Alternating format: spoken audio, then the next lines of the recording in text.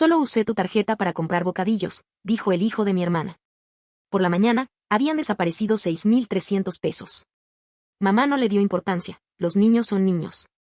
No dije nada, esa noche congelé discretamente todas las tarjetas vinculadas a sus cuentas. A las 6 de la mañana, mi hermana abrió la aplicación de su banco y gritó, y 10 minutos después recibí una llamada.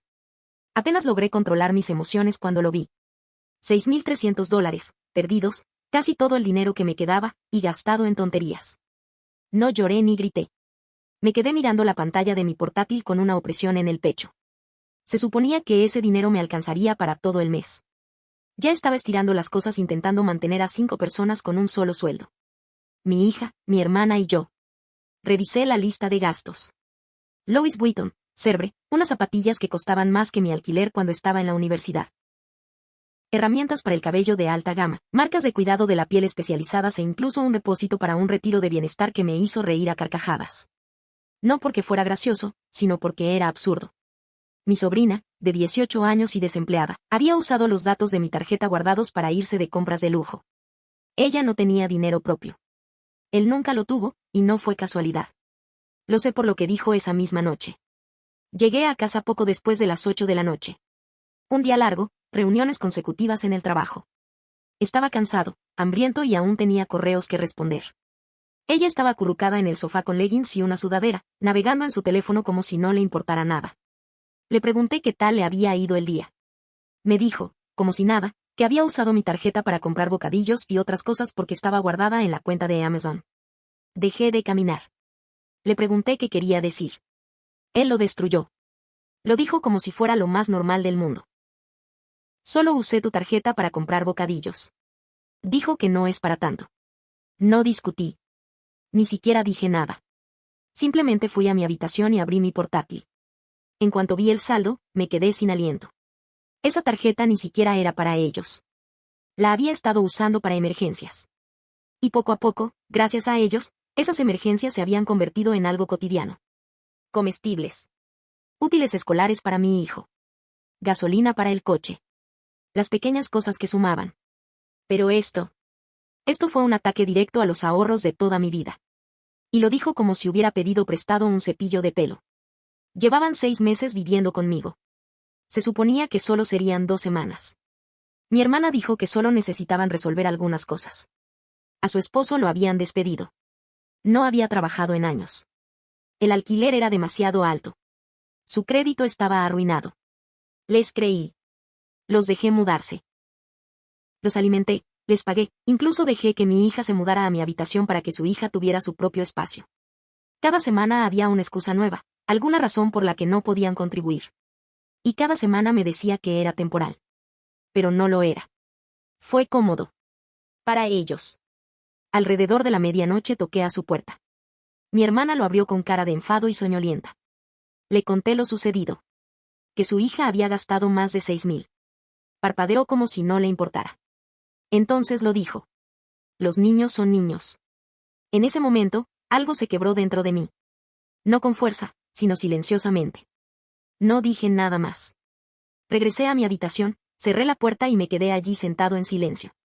A la 1:17 de la mañana comencé a congelar todas las tarjetas que habían usado o a las que habían tenido acceso. Todas las subcuentas. Todos los registros automáticos. Incluso contacté con algunos minoristas para revertir o cancelar compras pendientes. Uno de ellos ya había sido enviado, pero sabía que el plazo de devolución era de 14 días. Tenía tiempo. A las 6 de la mañana estaba en la cocina preparando café cuando oí un grito. No fue un grito. Fue un chillido. Vino de la habitación de invitados. 10 minutos después sonó mi teléfono. Era el marido de mi hermana. Su voz se volvió agresiva de inmediato.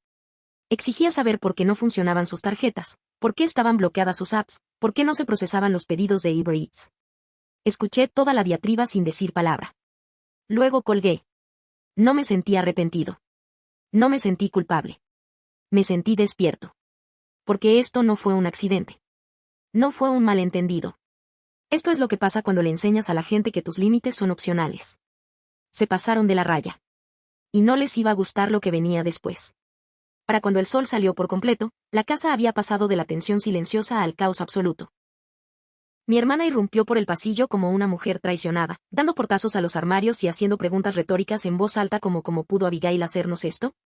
Su marido estaba afuera, en el porche, vapeando en cadena y hablando por teléfono con alguien, hablando de cómo humillé a su familia. Mientras tanto, la hija, la que me borró la cuenta, estaba sentada en la sala agarrando su teléfono como si fuera un salvavidas, llorando por los bolsos y artículos esenciales que de repente me estaban reembolsando o marcando como devueltos. Y en medio de todo eso, yo estaba sentada a la mesa de la cocina, tomando mi café como si fuera lo único que me mantenía anclada a la tierra. Ninguno tuvo el valor de confrontarme de inmediato. Mi hermana pasó a mi lado varias veces esperando a que yo hablara primero. No lo hice. Quería que sintieran el silencio. Quería que se sentaran entre los escombros y pensaran que fueron ellos quienes lo causaron. No yo. Alrededor del mediodía, mi hermana finalmente rompió el impas. Entró en la cocina y dijo que necesitábamos tener una conversación seria en familia. Acepté solo porque una parte de mí aún se aferraba a la loca idea de que tal vez, solo tal vez, se darían cuenta de lo lejos que habían llegado. Nos sentamos en la sala. Yo a un lado, ellos al otro, como si estuviéramos en una mesa de negociaciones. Mi hermana empezó diciendo, creemos que tu reacción fue un poco extrema. Luego vino lo de siempre. Que los avergoncé. Que creé inestabilidad. Que debería haber hablado con ellos antes de cortarles el acceso a las cuentas. Como si la desaparición de los 6.300 pesos sin previo aviso fuera perfectamente razonable. Su esposo intervino diciendo que los hice sentir incómodos e indefensos. De hecho, dijo que había dañado la confianza entre nosotros. Entonces mi sobrina, la que gastó mi dinero como si tuviera un contrato con Gucci, dijo que estaba bajo mucha presión y que a su edad la estabilidad era esencial para su crecimiento. Dijo que ir de compras la hacía sentir que tenía el control, aunque fuera por un instante. Me quedé allí sentado, escuchando, preguntándome si todos habían perdido la cabeza. No les daba vergüenza. Estaban furiosos conmigo. Les dije con calma que ya tenía menos de $300. Que estaba atrasado con 2 facturas de servicios públicos. Que había renunciado a casi todas mis comodidades para que no tuvieran que dormir en el coche. Que no había tenido un fin de semana libre en más de 4 meses por culpa de los turnos extra. Que mi propia hija tuvo que renunciar a su habitación, a sus rutinas y a su tranquilidad por personas que ni siquiera podían agradecerme. ¿Y ahora me hablaban de estabilidad? Dije que no quería que me devolvieran el dinero. Lo decía en serio. No porque los perdonara, sino porque ya estaba harto. Harto de esperar responsabilidades de personas que vivían como si el mundo les debiera algo. Ya basta de excusar a los adultos que creían que la amabilidad era una debilidad. Mi hermana empezó a llorar. Su marido bajó la mirada. Mi sobrina no dijo nada, simplemente se levantó y caminó hacia su habitación. A la mañana siguiente salí de casa temprano. Me subí al coche y conduje. No tenía ningún destino en mente. Solo necesitaba irme. Tomé un café en una gasolinera y aparqué en el aparcamiento de un supermercado, viendo entrar y salir a la gente como si fuera un día normal. Estuve allí sentado más de una hora. Cuando regresé, había un sobre en la encimera de la cocina. Tenía mi nombre escrito a mano, con mucha prisa. Dentro había una nota que decía, lo sentimos. Lo arreglaremos. No hay dinero. Sin plan. Sin próximos pasos. Solo 7 palabras en un papel. Ahí fue cuando realmente lo comprendí. No iban a arreglar nada. Porque en su cabeza no habían roto nada. Y eso significaba que tenía que ser yo quien lo cambiara todo. El sobre en la encimera de la cocina permaneció allí 2 días enteros antes de que volviera a tocarlo. Leí la nota una vez y luego la dejé allí. Lo sentimos. Lo arreglaremos. Eso es todo. Sin explicación. Sin dinero. Sin plan. Se suponía que una promesa tan vaga como esa cubriría el hecho de que habían vaciado mi cuenta y aún no habían hecho nada para solucionarlo. Después de eso, me trataron con cautela durante un tiempo. Creo que creían que estaban siendo considerados. Tranquilo por las mañanas, platos limpios, zapatos fuera en la puerta. Pero todo se sentía vacío. Como si estuvieran esperando a que se me pasara el mal humor. Como si ya hubieran superado tormentas antes, y esto no sería diferente. Pero esta vez era diferente. Los estaba observándolos de verdad. Mi sobrina seguía despertándose después de las 10 todos los días, sentada con las piernas cruzadas en el sofá. Navegando sin parar y comprando en línea con el dinero que le quedaba de quién sabe dónde. Seguía sin trabajo. Seguía sin hacer ningún esfuerzo. Una tarde me preguntó si la ayudaría a reconstruir su carrito de Amazon porque le habían devuelto todo. Me marché antes de decir algo de lo que pudiera arrepentirme. Mi hermana se esforzaba más por ser productiva. Mencionó haber enviado algunas solicitudes, pero no recordaba dónde. Dijo que estaba buscando trabajo remoto, pero pasaba la mayor parte del tiempo viendo series antiguas en su portátil. Mientras tanto, su marido pasaba la mayor parte del tiempo en el garaje, escudándose en la búsqueda de trabajo mientras vapeaba y veía vídeos de YouTube. Era surrealista. Como si viviera en una simulación donde nadie podía ver los restos excepto yo. Así que una noche, después del trabajo, me quedé despierto hasta tarde en el comedor e hice un plan. Imprimí ofertas de trabajo de 3 sitios web locales. Nada del otro mundo. Solo una forma de que se afianzaran y volvieran a ganar dinero. Los clasifiqué por nivel de habilidad y tomé nota sobre cuáles podrían ser adecuados para cada uno. Incluso les anoté las rutas de autobús a las que podían llegar sin necesidad de mi coche. Al día siguiente convoqué una reunión en casa. Les dije que tenía algo que compartir y les pedí 15 minutos de su tiempo. Se sentaron con más expresión de enfado que de curiosidad. Empecé diciendo que no buscaba castigar a nadie. Que sabía que las cosas habían sido difíciles y entendía la presión que tenían. Pero que ya no podía mantener a 5 personas con un solo sueldo. Les dije que les había impreso las oportunidades de trabajo a cada uno, a las que podían postularse esta semana. Que si actuaban ahora, podríamos avanzar. Juntos. Mi hermana no dijo mucho. Él asentía sin parar, pero sin mirarme. Su marido se recostó en el sofá y dijo que apreciaba el esfuerzo, pero que no era tan sencillo.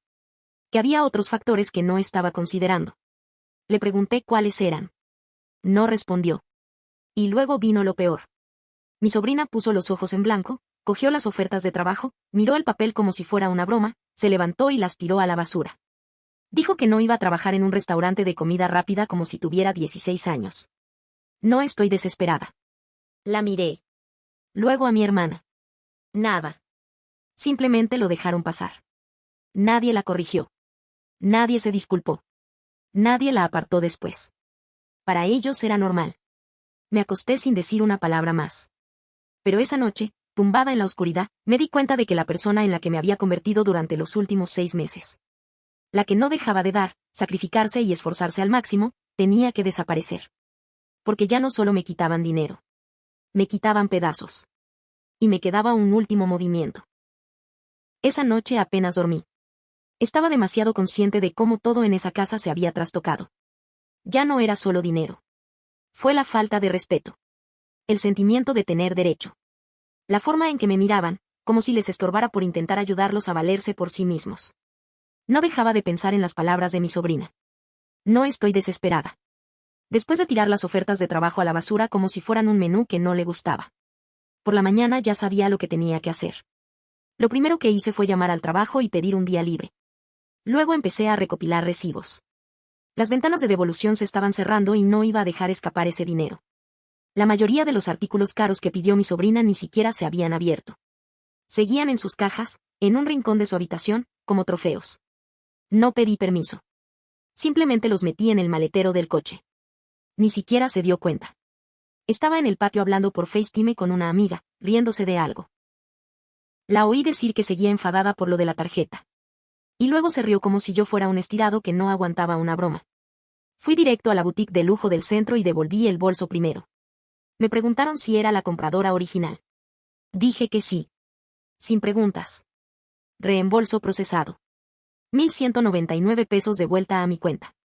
Luego, Sephora, la tienda Nike y una pequeña boutique online con una sucursal al otro lado de la ciudad. Pasé 5 horas conduciendo devolviendo todo lo que pude. Al final del día, había recuperado casi 4,500 pesos. Llegué a casa agotada, pero más tranquila que en semanas. Estaba en la cocina sirviéndome un vaso de agua cuando mi sobrina por fin se dio cuenta. Entró corriendo a la habitación, exigiendo saber dónde estaban sus cosas. Le dije sin rodeos que lo había devuelto. Que nunca había sido suyo. Empezó a gritar. No solo gritaba. Chillaba. Me llamó ladrón, me llamó celoso, dijo que le estaba arruinando la vida. Y entonces hizo algo que nunca esperé. Tomó mi taza de café y la tiró contra la pared. El golpe fue tan fuerte que mi hija salió corriendo de su habitación. Mi hermana entró segundos después preguntando qué demonios estaba pasando. Mi sobrina me señaló y gritó que le había robado. Que había violado su privacidad. Y que iba a llamar a la policía. La miré fijamente a la cara y le dije que siguiera adelante. Eso la hizo callar. Entonces, por primera vez desde que empezó esta pesadilla, me volví hacia mi hermana y le dije exactamente lo que me había estado guardando. Le dije que su hija se había convertido en alguien a quien ni siquiera reconocía. Que lo había intentado todo. Los alimenté, les di alojamiento y los protegí. Y a cambio solo recibí manipulación, falta de respeto y ruina económica. Le dije que si no estaba dispuesta a criar a su hijo, entonces había fracasado como madre y como hermana. Su marido se quedó allí, en silencio, en la puerta. No dijo ni una palabra. Y yo no había terminado. Les dije que tenían 14 días para irse de mi casa. Eso era todo. No había más chances. No más advertencias. Iban a resolverlo por sí solos. Igual que yo durante los últimos 10 años. Dije que les daría los recursos si los necesitaban. Pero ya no iba a cargarlos. Mi hermana volvió a llorar, diciendo que no era justo que no estuvieran listos. Y ahí fue cuando dejé el último artículo.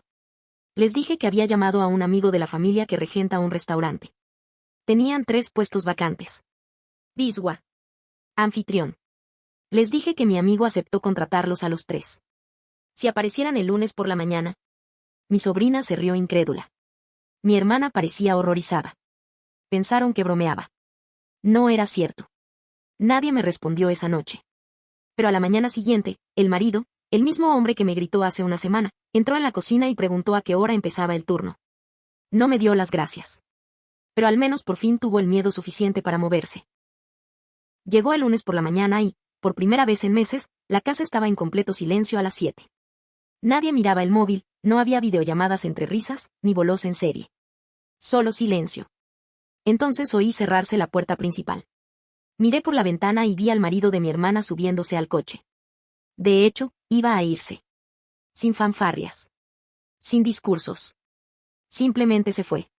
Una hora después, mi hermana entró en la cocina arrastrando los pies. Se sirvió una taza de café y murmuró algo sobre intentarlo. Asentí. No dije que me sorprendiera. No le dije que mi amiga ya me había llamado antes y me había dicho que si no aparecían, la oferta se cancelaba para siempre. Al mediodía, mi sobrina por fin salió. No habló. No me miró. Solo se quedó junto al mostrador esperando a que sonara el microondas. Luego me preguntó en voz baja si también le devolvían el resto de sus pedidos. Le dije que aún faltaban algunas cosas, unas gafas de sol, un sérum facial de lujo y un altavoz Bluetooth. La ventana de devolución seguía abierta y sí, los devolveríamos. Murmuró que era humillante. Acepté. Fuimos todos juntos. No porque pensara que sería un momento de unión, sino porque ella ya era mayor de edad y algunas devoluciones requerían verificación de identidad. La dejé encargarse. Observé su cara cuando la cajera me preguntó, ¿tiene el método de pago original? Y tuvo que decir que era la tarjeta de mi tía. Los artículos desaparecieron uno a uno. Se procesaron los reembolsos. Recuperamos casi 6,000 pesos al terminar. No fue todo. Algunas compras fueron de venta final. Pero fue suficiente. Le dije que guardara los recibos. No la iba a cubrir si aparecía algo nuevo en mi extracto más tarde. De vuelta en el coche, se quedó sentada con los brazos cruzados, furiosa. Dijo que no entendía lo que era sentirse como si no tuviera nada. Que ir de compras le daba un respiro del estrés.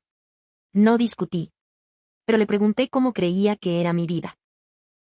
Pensó que había llegado hasta aquí comprando para librarme del estrés. Si se diera cuenta, no me había comprado un par de zapatos nuevos en más de un año. Porque estaba demasiado ocupado pagando para mantener a flote a 5 personas. No respondió. Solo miró por la ventana. Esa noche entré en mi habitación, cerré la puerta y, por primera vez en meses, me permití sentirlo todo. El agotamiento, la frustración, la profunda y aplastante decepción. Pero también algo más. Claridad. Como lo había intentado. Les di todo. Refugio. Comida. Una segunda, tercera, cuarta oportunidad. Les di trabajo. Devolví el dinero robado. Mantuve la calma cuando quería gritar. Les ofrecí una salida. Y apenas la aceptaron. Su padre llegó a casa después de su primer turno y se fue directo a la cama. Mi hermana me siguió poco después, diciendo que no creía poder con la presión. Mi sobrina dijo que el restaurante no le gustaba y que buscaría algo más acorde con su personalidad. Así que tomé una decisión final. Escribí una carta. Era breve. Solo avisaba que les quedaban 10 días. Que la llave de repuesto estaba siendo desactivada. Que había dispuesto un almacenamiento temporal por si necesitaban ayuda para trasladar sus cosas. Pero después de eso... Listo. Dejé la carta en la mesa de la cocina. A la mañana siguiente seguía allí, intacta. No dijeron ni una palabra. Pasaron 10 días. La mañana de la fecha límite, me desperté a las 6 de la mañana y encontré la casa en silencio. Bajé esperando una pelea, o al menos un sentimiento de culpa de última hora. La única señal de que habían estado allí era una caja de cereales a medio comer en la encimera y unas chanclas baratas junto a la puerta. Se fueron sin despedirse. No llamé. No les escribí. No necesitaba saber a dónde iban ni qué plan tenían. Ya había hecho más que suficiente. Durante 6 meses, viví su lucha como si fuera la mía. Mientras ellos andaban por ahí como si les debiera mi estabilidad, mi paciencia, mi paz. Lo sacrifiqué todo. Dinero, tiempo, incluso la comodidad de mi propia hija. Solo para mantenerlas a flote.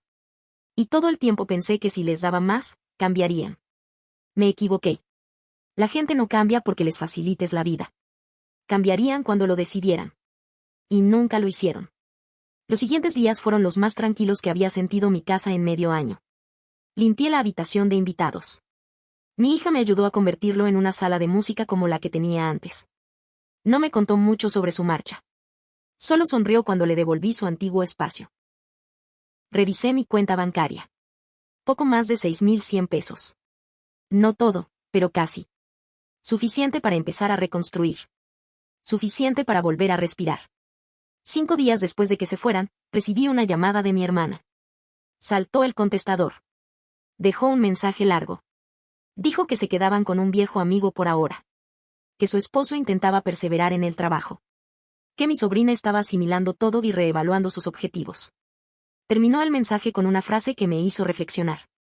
Sabemos que nos equivocamos. Pero espero que no nos dejes fuera para siempre. No respondí. Mientras los excluyo. No por despecho. No por venganza. Pero porque finalmente aprendí algo que debería haber sabido hace mucho tiempo. No puedo seguir viviendo como una red de seguridad para quienes se niegan a subir. De ahora en adelante, mi atención se centra en quienes la respetan.